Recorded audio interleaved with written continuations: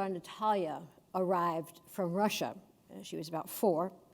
And after we settled in a little bit, we needed supplies. We needed to go to the grocery store. So we went to the grocery store, and she's walking in, and she spots, of course, the row of gumball machines. Okay, and just it's like, oh. And she just takes off for those. And I went over to her and put my arm around her shoulder and looked at her kind of sadly and said, Regans don't buy gum from gumball machines. And I had to repeat that a couple of times and a couple of trips that we went, but eventually she walked right by the gumball machines and didn't even look twice. A year and a half later, her younger sister arrived, also from Russia. She was 2. And once again, I think we spend more time in the grocery store than any place else. And we went into the grocery store, and Natalia takes Katie by the hand and walks her over to the gumball machine and puts her hand on the shoulder and kind of, with a bit of sadness, says, Regans don't buy gum from gumball machines. Okay. That is, in fact, situated learning. Okay? She came to know what it meant to be a Regan by living as a Regan, by living with the Regans. Now, sometimes it does need direct instruction, like Regans don't buy gum from gumball machines, but much of it, in fact, is rooted in the very life of what it means to be and to live as a Regan. And so we want to begin to look at this by talking about situated learning. Okay? How many of you know how to cook? Okay, good. How many of you know how to play bridge or mahjong? Good. All right, good. How many know the responses at Mass? Okay. How many know what to do for Halloween? Yeah. How many can raise an adolescent? Well, yeah, that's probably a bad example. Never mind. Okay.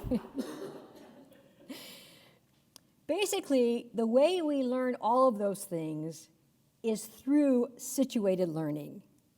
That is, learning that is grounded in the action of everyday life.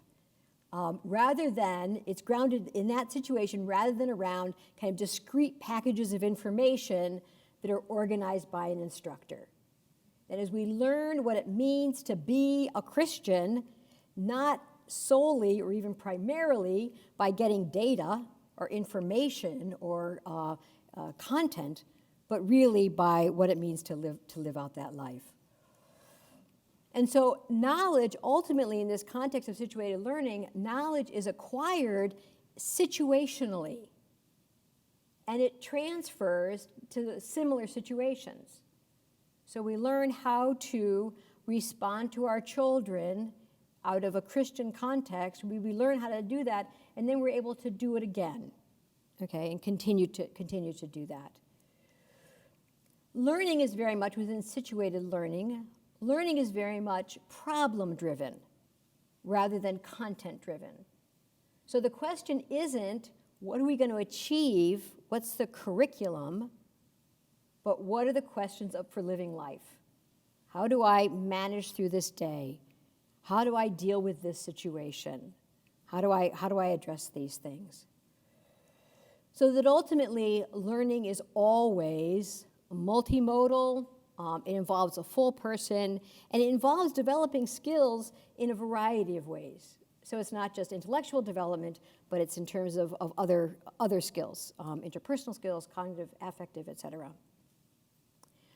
So that situated learning, we can kind of think about it in comparison to kind of a classroom learning. And even when in a classroom context, we make application and we try to help people to see the link between what we're teaching and lived experience, it doesn't have the same kind of genuine experience that actually being in the situation has. For me, the clearest example is math problems. You know, you'd get these math problems, and first of all, you had to figure out, never mind doing the math, you had to figure out what you had to do. You know, like, do you add, subtract, multiply, divide? I was always baffled by it. I never got, it was not one of my, that's why I teach theology and not accounting. But if you want me to tell you how much paint I need to paint a room, I can kind of figure it out. I can say, well, okay, I know how to figure out area, and so I'm going to need to count the walls and figure out the area and add it up and find out, what coverage is for the paint. It's problem-oriented rather than content-oriented, okay? And so it's even with application, it has to do with genuine practice. One of the examples that one of the authors that I read talks about is he talked about his experience as a coach of his daughter's soccer team. And they would practice and practice and practice and learn drills and this move and that play and this play. And they were always creamed.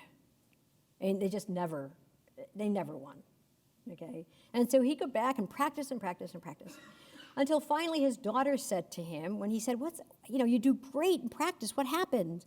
And she said, the other team doesn't line up right. Yeah, okay. They don't do what you want them to do, okay? And so we need to learn not through drills, but through skirmishes, okay? We need to learn by being in there and being engaged in it. And so what we're talking about here is when we're talking about situated learning, we're talking about learning as participation in communities of practice. That's how learning takes place. Okay, communities of practice. We're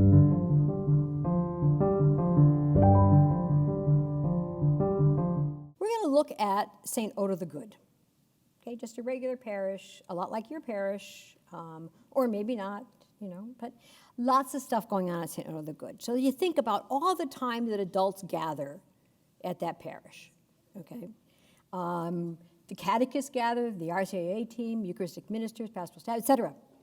All of these groups of adults gather at some point in the course of a month or whatever.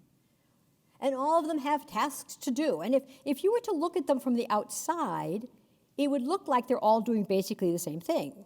Okay? They're praying, they're talking, gossiping, they're talking about their faith, they're keeping track of decisions that they then change at the next meeting.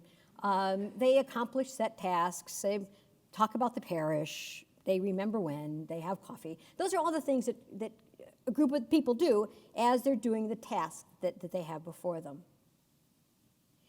What I want to argue is that each of these gatherings has the potential of being a community of practice that, if we pay attention, can be part of what transforms a parish. That if we see these not simply as doing the task that they've been assigned to do, but as being about being Christian and about intentionally reflecting on that, then we have the potential for that kind of transformation of the individual as well as of the parish. So, communities of practice, that's what we're going to talk about now. And so here I'm going to give you a definition of communities of practice that I'm going to kind of take apart over the next few minutes. Okay, here's a definition. So, a community of practice is a sustained gathering of people whose interactions are marked by mutual engagement, shared enterprise, and common repertoire. And I'm going to return to those and talk about each of those for a minute. Where the collective learning of the group that's involved, the collective learning which is involved in surviving and thriving as a community, leads to practices that enhance the group identity and further the group's goals. Okay? We engage in communities of practice in order to engage and to address our shared enterprise. But in doing that, we shape our enterprise and we shape ourselves. We come to know who we are in the doing. So when we talk about the things that's going on at St. Odo the Good, these are all potential communities of practice. They're not inherently communities of practice. We're going to talk about that in a minute. But I want to propose it. How do we transform them into communities of practice? How do we recognize them as communities of practice and develop those elements? So, community of practice, 3 elements: shared enterprise, mutual engagement, common repertoire. I'm just going to talk about these real briefly. In terms of a shared enterprise, the community itself defines the enterprise, or maybe better, shapes the enterprise. Now, the actual task of a group, or the actual job or enterprise of a group may be defined from outside. Okay, it may be defined by the pastor, or may be defined by you. It may be defined by whomever. So it could be that you're on a religious education board, and so that task goes to provide guidance to the process of religious education, right? But the way that's done, the nature and direction of the enterprise, only becomes clear in the doing. So that if you say to somebody, would you be on this committee, and we're going to do this, and they say, how are we going to do it? You are totally in place to say, I don't know. Because in fact, that's why you're inviting these people to be on the committee. Because they, in fact, are the ones who are going to decide how we do this. And if by chance, probably nobody in this group, undoubtedly, but if by chance you know how to do it, and you already have it all planned out in your mind, don't bother with the committee. Okay, it's not helpful. Okay, they think they're going to contribute something, but if you already have it all figured out, then they're not. And that's frustrating for everybody, you and them, so just find something else for them to do. Okay? So while it might be named from outside, it comes to expression within the group. And because of that, that leads to kind of a shared commitment and a shared sense of accountability. Because it's defined by us. It's given shape by us. So that's that notion of a shared enterprise, something we do together. What are we doing? So when we talk about a shared enterprise within the Christian context, then, we recognize that any group that gathers has a particular task. Okay? So, for example, you have a pastoral council, and the particular task for that night is a conversation about concerns raised within the parish because of the closing of a factory and people being out of work. Okay, so you're trying to figure out what are we going to do as a parish around that. Okay, that's the task for that night. Okay, that task is part of the wider enterprise. Okay, the enterprise is to provide advice and guidance to the pastoral staff. Okay, but that is part of the still wider enterprise, which is being and becoming an evangelizing church. So if the way you do the task isn't evangelizing, then you're missing the enterprise. Does that, see what I'm saying? So that it's like how we do what we do is in fact a part of what we do. It conveys what we do.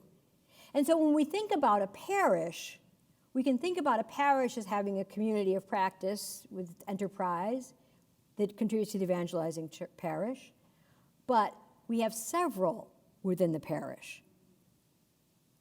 And what unites them, potentially, is that they're all about being an evangelizing parish.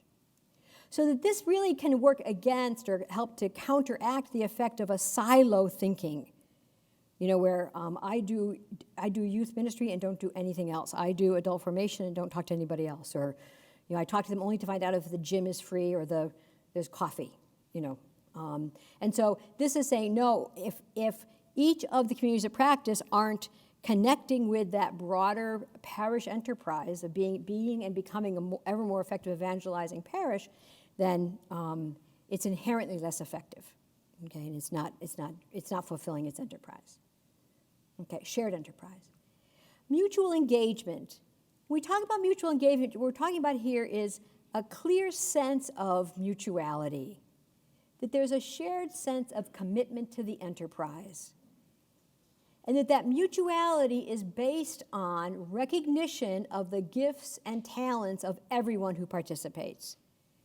So that everybody brings different gifts and talents, and how do we recognize, affirm, and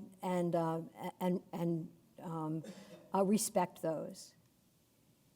That there's a complementarity within a community of practice where different skills are brought to bear, and different people bring different skills and different ways of doing things. And that maintaining the group is an important part of the community. So the person who does the members' birthdays and sends cards to people who aren't there, they're an important part of the community as well. Okay? So how do we maintain those communities? So shared enterprise, mutual engagement, and this common repertoire. In other words, how do we do what we do? What are the patterns, words, rituals, stories, forms, books that shape how we do the enterprise? So if we think of an RCIA team, for example, okay, that can be a community of practice, okay? They do things like reflect on scripture, ask questions, experience ritual, maintain the wisdom of the group, establish traditions. All of those things are things that are part of the repertoire of the group. And again, the way they do those, they're called to be in a way that's evangelizing. That whole notion of connecting to evangelization. Okay, now, just to get a sense of this, I want you to step back for a minute and think about what are the communities of practice in your life. Don't worry about parish yet, okay? Just step back, because I want to be sure you have a sense of what community of practice is about, okay? So it could be related to your interests, it could be your role, it could be about your faith. I have a friend it's a sailing group. I have other friends who are involved in mahjong, and they brought me into that little group that I'm clearly on the periphery of right now as I'm learning it. But it's like, what are some of the, get a sense of what are some of the communities in your own life. And then I would invite you, kind of as we continue, to think a bit about how might these three categories of mutual engagement, shared enterprise, common repertoire, help you to understand and to engage more fully with that group. Let me just give you a really quick example. I had been part of a book club for a number of years, which I enjoyed very much. And, we read pretty good books, and we went from one house to another kind of thing. And over time, the people who belonged changed. And anytime the people who belong change, since the people who belong direct the enterprise is at least tweaked, changed a bit. Well, this group, we had some new people coming in, some past people leaving, and this group shifted from being a book club to being a dessert club, okay? Which isn't an evil, obviously. There's something good about that, too. But it really became kind of like a competition to see who could have the fanciest desserts and the nicest spread and the, great, excellent. But that's not what I wanted. I wanted a book club. So that it was my ability to say, what's changed here? To say, okay, the enterprise has changed. I don't want to be part of this. It was a good enterprise and many people, and they got lots of people to join, and it was great. But that just wasn't what I wanted. And so I think it's helpful when we look not only at parish situations, but even at kind of our lives and the communities that we belong to that shape our identity, to ask the question, how do these three categories help to think about that?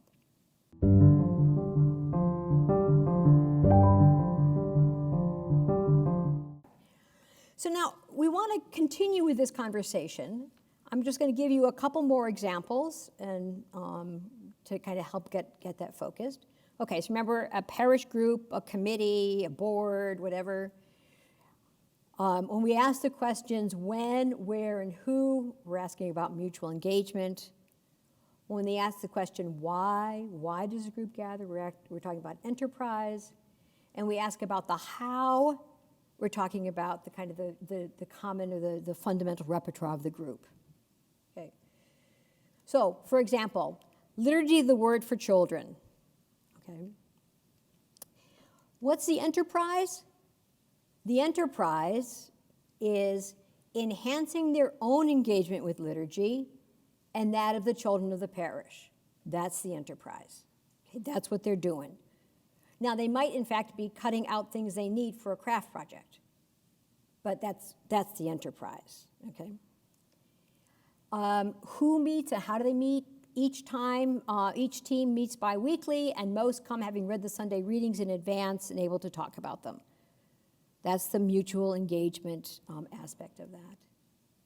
And what are some of the common repertoire? Well, they check in, they do a reflection on the gospel, they discuss last time's session, they talk about possible themes. All of those are things that they do repeatedly, and in that accomplish the enterprise that they're doing. So we need to keep in mind, as we're doing that, don't forget to keep in mind that the three levels of the enterprise, it's the task, it's the enterprise of the community of practice, and it's the broader enterprise of evangelization of the parish. Okay, so we've looked at this part of the definition of communities of practice, that sustained gathering of people whose interactions are marked by mutual engagement, shared enterprise, common repertoire. Now I want to touch on the second part of that definition, which is really the part that I find pretty interesting for us. And that is, how does learning take place in that context? So where the collective learning involved in surviving and thriving as a community leads to practices that enhance group identity and further group goals. Okay. So first of all, in terms of learning as a participant in the community of practice, practice here means engagement in the shared enterprise. That's what we mean by practice. And it's through engagement in the shared enterprise that we become competent. Let's say, the example I have here is a third grade catechist, okay? Third grade catechist, that's the task that person does, okay? But the enterprise is that they're engaged in the faith formation of the whole parish. Okay, so while their job might be about working with third graders or fifth graders or seventh graders or high school or college people, their work is, and their responsibility is, the formation of the parish. And that person becomes an ever more effective evangelizing Christian. So we learn on all three levels, so that each of those is part of that process of learning. And that with that, our identity is formed. Who we are and who we are in that community is formed by our participation in that. So, for example, we take on the identity inherent to the shared enterprise. Let me give you an example. In a parish that I was in, we had the lectors met. Now, the lectors as a group probably isn't a good example of a community of practice. It's a big group, not, they don't really relate to one another. There's not much mutual engagement, okay?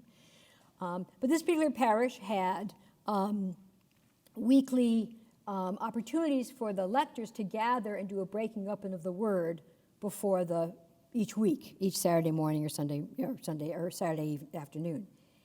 And so for them then, eventually their identity was formed as ones who engaged with the word. And they engaged with the word at three levels.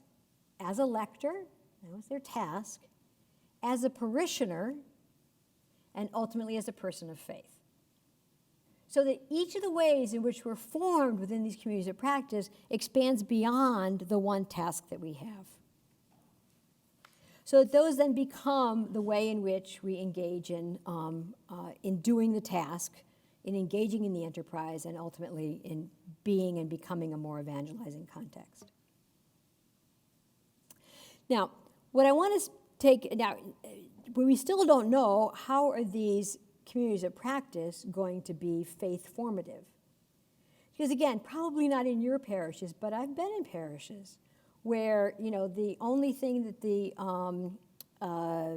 lectors do is, when they gather, is they practice how to use the mic, okay? Or when to bow before or after the person who does the psalm comes and you meet in the middle and when to do that.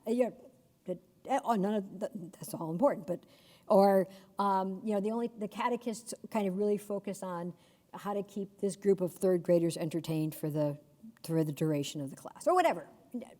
Again, maybe not in your place, but I've known of places for which those kinds of things happen. So how do we make, then, these places not just potentially communities of practice, community of faith practice, but fully communities of faith practice? And this is where I think the intentionality with which we engage with these communities of practice and the way in which we intentionally use, best sense of the term, use these communities of practice is key. So the community of practice, COP, community of practice as context for enhancing faith, I think means being intentional about four things. It means being intentional about embracing the faith dimension of each parish group. It means being intentional about recognizing the role of the communities of practice as welcoming and of belonging in contributing to that. Intentional about facilitating collaboration across communities. And intentional about providing opportunities for people to discern their gifts.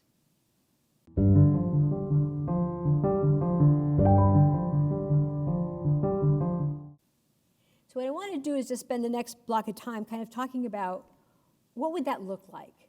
How might you do that? What would be some of the ways in which we could foster that sense of intentionality? So the first one is being intentional about articulating and embracing the faith dimension of each of the parish communities of practice. How do we bring those to the fore? A couple suggestions. The first is that in the places where we describe these boards and committees and groups, etc., we include in there the call to be evangelizers. That if you're going to join the parish council, if you're going to be on the finance committee, if you're going to be a catechist, if you're going to be all the things, part of what you're signing up for is to be an evangelizer. Good, you know how to do money. We want you on the finance committee. But more importantly is that you are a person of faith who is interested in learning and growing in their faith. So we include that in the call. And that the role of fostering the faith of the members is one of the tasks of the committee. So when somebody agrees to be on the parish council, they know that part of that experience is about growing in faith themselves. Okay? Make that very explicit. We often, again, my experience, your mileage may vary, but my experience is that we often kind of downplay the commitment we're asking for. Because we want people to say yes, okay? So we make it sound like this is not going to be much work, and it certainly is not going to change your life. You'll want to do this, okay? But what this is saying, no, we need to warn them. This is about changing how you think about yourself, engage with the world, change your identity. So that's the first one, to bring to consciousness. And if you have a place where all of these committees are described, include that in the description of what the committee does. It fosters the faith of the members. That's what you're signing up for. Secondly, the importance of integrating prayer, reflection, faith conversation into the regular work of the community of practice.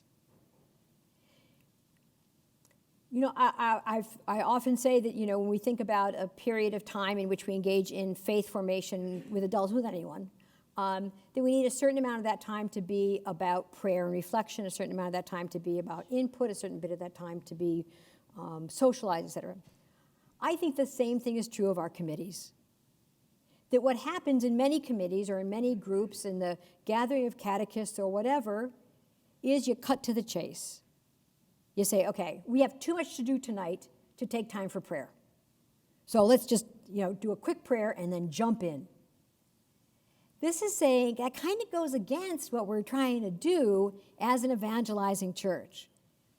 that if we're not in our every gathering, remember that long list of gatherings of adults at St. Oda the Good, that if we're not at every gathering taking time for well thought through prayer, reflection, conversation, then we're not engaging these communities as well as we could. So how do we do that? How do we have that as part of it? Third one is, how do we connect the communities of practice to the faith life of the parish? So how do we have the communities of practice in the variety of them? I hope you have a half dozen that you're thinking of in your own mind from your own parish setting. How do we make those more evident to the faith community and more participating in that life in the life of the faith community? How do we have them be responsible for the Friday night during Lent, the soup meal and prayer? So each community of practice can take a responsibility for that. So how do we make them help them to be more connected to the faith life of the community? So they're not off here doing something without experiencing that connection. Okay. Secondly, being intentional about recognizing that communities of practice are the essential resource in welcoming new parish members and renewing established ones. I know you can tell many stories that start like this. Yes, I've been going to St. Oda the Good for about a year, but it was only when somebody asked me to be a catechist, my child started in the religious education program, somebody invited me into the book club, somebody asked me to be on the parish council, whatever. We don't belong to parishes. I mean, we do. But that sense of identity and belonging is not to a parish. It's to a small group within that parish. Okay? It's if we can think of a parish as a community of communities, because to think of it as a community is not helpful, I think, for hardly anybody. So that we need to be intentional about saying, how do we establish a way for people to connect with the life of the parish, with the practices of what it means to be a Christian by connecting with communities of practice? Okay. It also, I think, is really helpful for how we bring people back. Here's just a real quick example. There's a couple of friends of mine. They, raised their children, 3 boys, and they just, they were really involved in the church, did all this stuff for the church, and, religious education, youth ministry, lectors, etc. And then their kids graduated and went off to wherever and got married, and then it's like they didn't know what they were going to do then. They didn't really have like an entry point for and they went to church. Okay, I mean, they did, yeah. But it's like there wasn't any place where they felt like they belonged.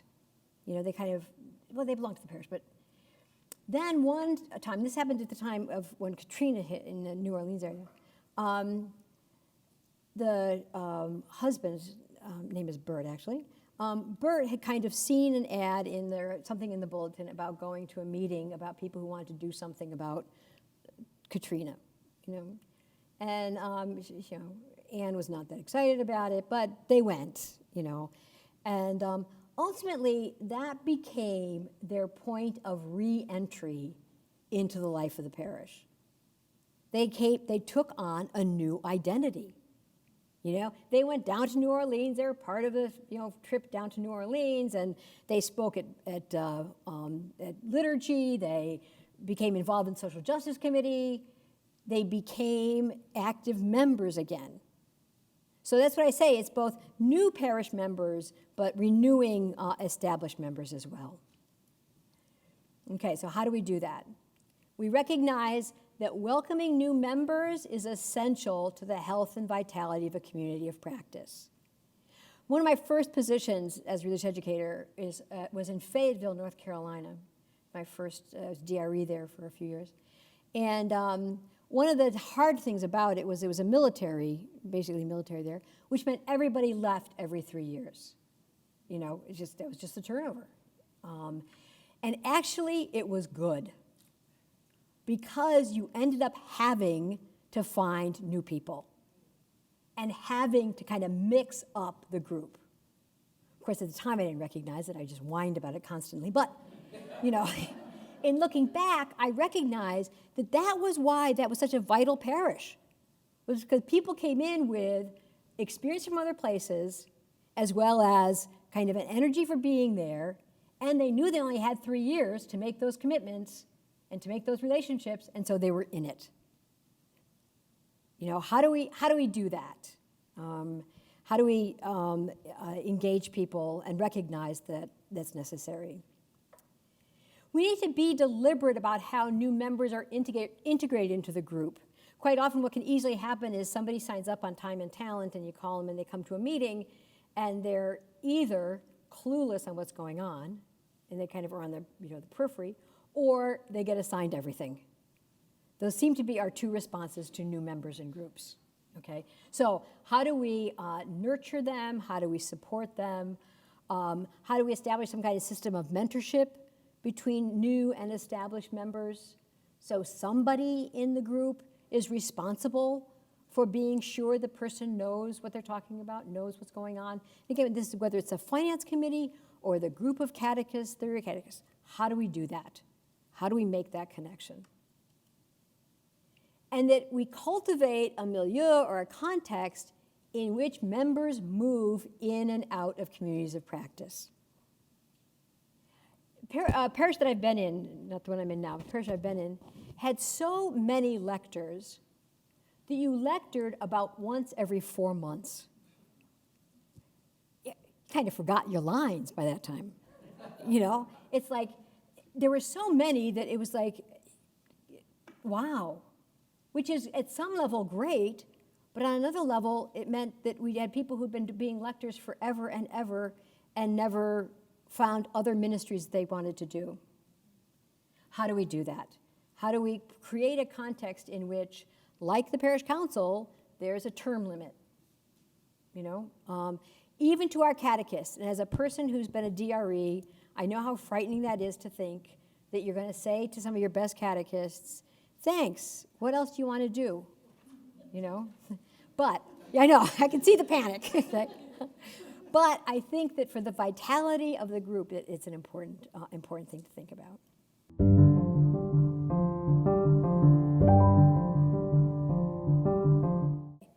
Intentional about facilitating effective collaboration between communities of practice, kind of within that constellation of the parish and even beyond. And again, I think one of the important points is, first of all, to reaffirm the shared enterprise in which all the communities of practice within the parish are engaged, so that we be and become, as a parish, more effective agents of evangelization. When planning events that involve more than one community of practice, engage more than just the leadership people.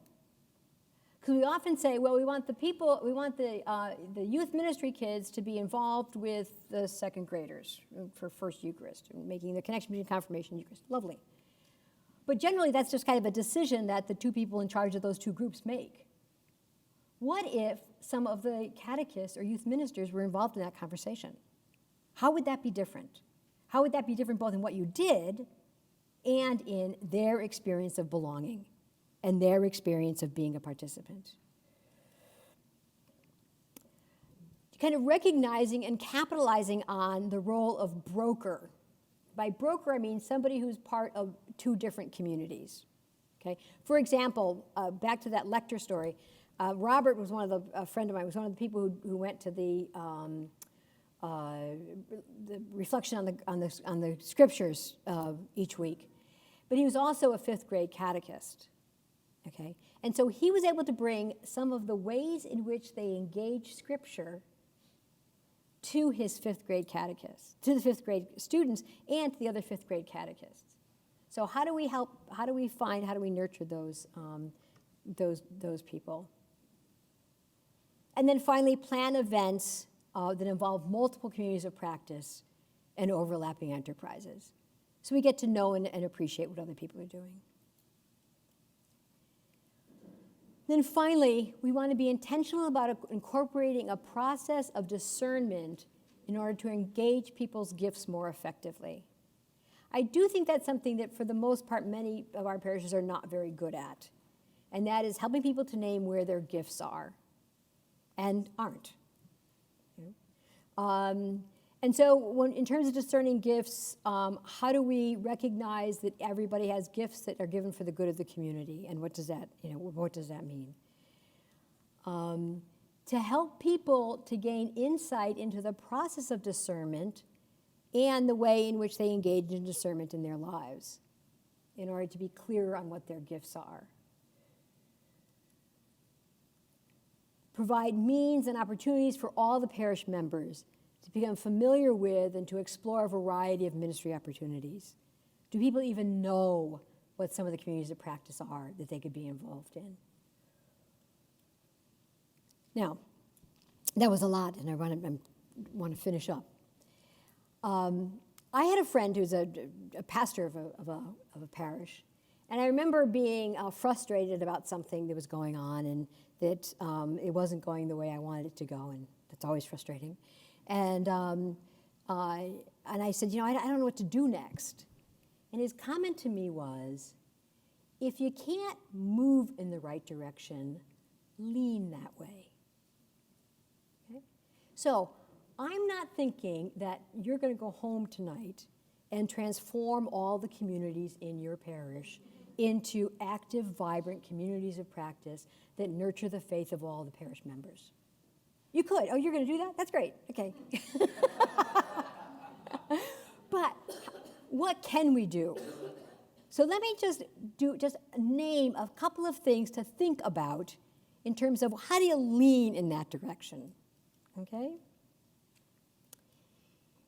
Name the vibrant communities of practice that do already exist and support them. What are some of the vibrant groups in your parish, in your faith community, and how do you support them? Okay? Think of the groups with which you work, okay? Think of them in terms of making clear to yourself and to them their shared enterprise, what mutual engagement is about, what some of the repertoire is. One of the challenges with common repertoire is that sometimes something that we've established as a repertoire can be at odds with the enterprise. So if the enterprise changes, for example, when my book club turned to a dessert club, okay, we all stopped buying books, okay, because it was like that was kind of a common repertoire that was part of the book club, and instead we spent time poring over cookbooks on how to make great desserts. Different set of repertoire, different repertoire of behaviors. Work at making clear the shared enterprise and common repertoire that unites the community within your ministry. Here I was talking about campus ministry. What unites all of the different communities? So that fundamentally we want to be intentional about connecting people with vibrant communities of practice, because that's how they'll stay connected with the parish community, is through that connection.